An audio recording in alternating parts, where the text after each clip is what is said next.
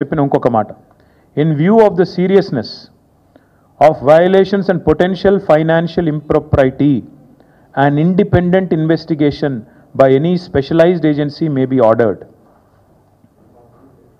చెప్పిన మాట మళ్ళొకసారి రిపీట్ చేస్తాను, ఇది ఇంపార్టెంట్ మాట. వారు సెంట్రల్ ఎంపవర్డ్ కమిటీ ఇచ్చిన మాట ఏంటంటే, చెప్పిన రిపోర్ట్ ఏంటంటే, in view of the seriousness of the violations and potential financial impropriety, ఇక్కడ జరిగిన ఆర్థికపరమైన అవకతవకలు, ఇక్కడ జరిగిన ఉద్దేశపూర్వకమైన ఒక అరాచకత్వం ఏదైతే ఉందో దాన్ని దృష్టిలో పెట్టుకొని ఖచ్చితంగా మరి ఒక ఇండిపెండెంట్ ఇన్వెస్టిగేషన్ ఒక స్పెషలైజ్డ్ ఏజెన్సీ ద్వారా ఆర్డర్ చేయండి.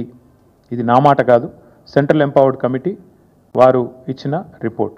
అంటే ఎగ్జాక్ట్గా ఇదే మాట నేను ఇక్కడ కూర్చొని వారం రోజుల కింద చెప్పాను. ఈ 10,000 కోట్ల కుంభకోణాన్ని బయటికి రావాలి అంటే, ఈ రాష్ట్ర ప్రభుత్వం చేసిన తప్పు బయటికి రావాలి అంటే RBI, serious fraud investigation office SFIO, CVC, CBI జోక్యం చేసుకోవాలి అని చెప్పి నేను ఇప్పటికే కోరినాను. వాళ్ళ మా వాదనను సమర్థిస్తూ, మా వాదన కరెక్టే అని చెప్తూ ధృవీకరిస్తూ మరి ఇవాళ సెంట్రల్ ఎంపవర్డ్ కమిటీ ఇచ్చిన రిపోర్ట్ కూడా సుప్రీంకోర్టు చేతిలో ఉంది. కేంద్ర ప్రభుత్వం కూడా ఇప్పటికే పరిగణలోకి తీసుకుంటుందని మేము అనుకుంటా ఉన్నాం. అయితే ఇక్కడ ఆశ్చర్యం ఏమంటే, ఇవంతా మీకు తెలిసిందే. మోడీ గారు నిన్ననో మొన్ననో ఎక్కడనో ఒక దగ్గర హర్యానాలో మాట్లాడినారు. మోడీ గారిది ఎట్లుందంటే ఒక యాన్యువల్ సైకిల్ ఎక్కున్నట్టుంది. సంవత్సరానికి ఒకసారి మాట్లాడతాడు. పోయిన ఏప్రిల్లో మాట్లాడిండు. పోయిన ఏప్రిల్ 2024లో ఏమన్నాడు, తెలంగాణలో RR ట్యాక్స్ వసూలు అవుతుంది. కరెక్ట్గా 1 ఇయర్ కిందట, దానికి వార్షికోత్సవం కూడా అయిపోయింది. RR ట్యాక్స్ వసూలు అవుతుంది, విచ్చలవిడి దోపిడీ జరుగుతుంది తెలంగాణలో. RR tax, Rahul Revanth tax పేరిట వసూలకు పాల్పడుతున్నారు అని ఆయన ఆరోపిస్తే కింద ఇక లోకమైతే కోడై కూస్తున్నది.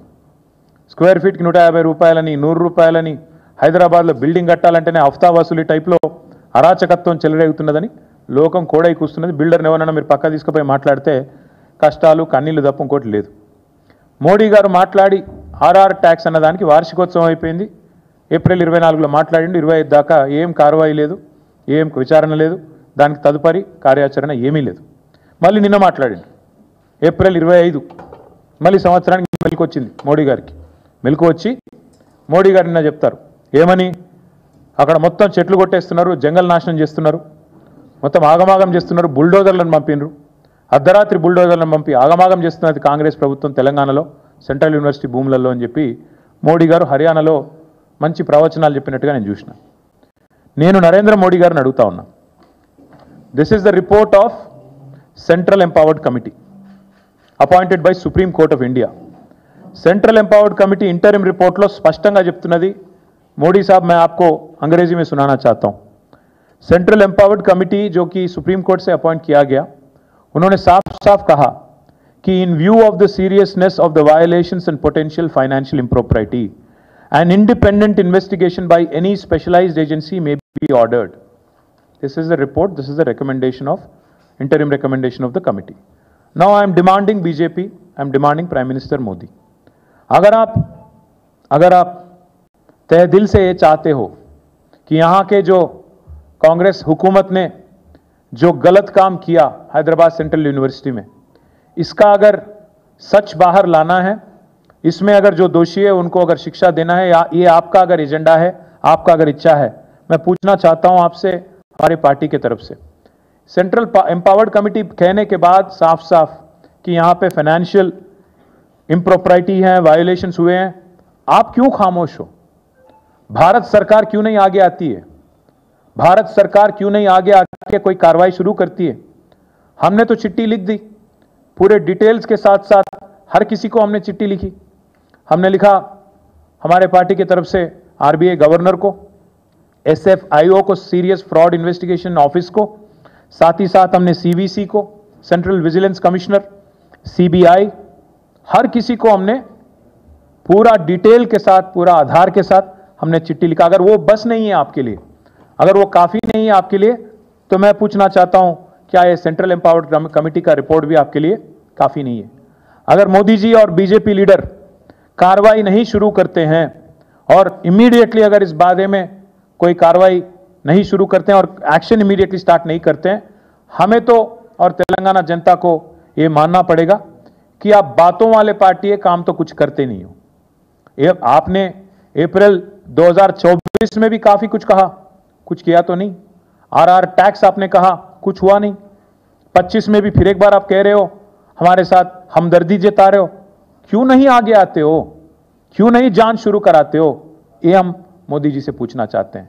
మోదీ గారిని మేము అడిగేది ఒకటే, 2024 2025 ఏప్రిల్లో అప్పుడు ఒకసారి ఆర్ఆర్ ట్యాక్స్ అని ఇప్పుడు ఒకసారి హెచ్సిలో ఏదో జరిగిపోయిందని చెప్పి ఆవేదన వ్యక్తం చేయడం కాదు, లిప్ సింపతి కాదు మేము కోరుకునేది।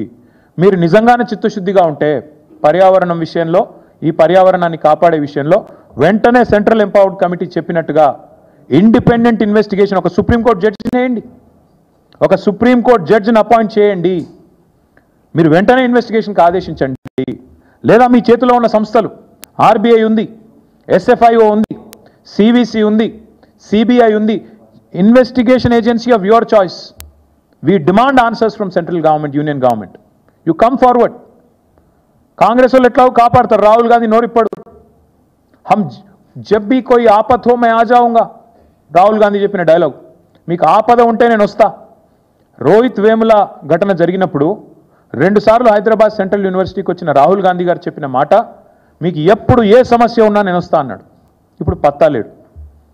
అందుకే నేను అంటున్నా, కాంగ్రెస్ వాళ్ళు ఎట్లాగూ నోరు మెదపరు, వాళ్ళకు ఢిల్లీకి బ్యాగులు పోతున్నాయి, మూటలు పోతున్నాయి, వాళ్ళు నోరు తెరవరు, మీరెందుకు తెరుస్తలేరు? బీజేపీకి ఏం అడ్డం వస్తున్నది? ఇంత స్పష్టంగా సెంట్రల్ ఎంపవర్డ్ కమిటీ చెప్పిన తర్వాత, వేలాది వృక్షాలు కులగొట్టినారని మీరే చెప్తున్న తర్వాత, అక్కడ జంతువులకు మరి జాగలేకుండా చేసి వాటి సావులకు కారణమవుతున్నారని చెప్పిన తర్వాత మీరెందుకు ఈ వెనక్కి పోతున్నారని అడుగుతా ఉన్నాం। ఇంకా సెంట్రల్ ఎంపవర్డ్ కమిటీ ఎంత సీరియస్ అలిగేషన్స్ చేసిందంటే, వాళ్ళు చెప్పిన రిపోర్ట్ ఇది, పారా number 49, the manner in which TGIAC cleared the land raises serious questions regarding both intent and procedure. వాళ్ళ ఉద్దేశాలు, వాళ్ళు ఏ పద్ధతిలో పోయారో రెండింటి మీద కూడా మాకు తీవ్రమైన అనుమానాలు ఉన్నాయి। ఇది సెంట్రల్ ఎంపవర్డ్ కమిటీ చెప్పిన మాట। ఇంతటితో ఆగలేదు, ఇంకా చాలా చెప్పారు వారు। State government should have ideally looked into these facts while constituting an expert committee, forest like ఏరియానా కాదా చూసుకోవాలి కదా స్టేట్ గవర్నమెంట్ అన్నారు। అట్లాగే ఏం చెప్పారు, prevention and control of pollution act 1981, అదేవిధంగా వాటర్లో prevention and control of pollution act 1970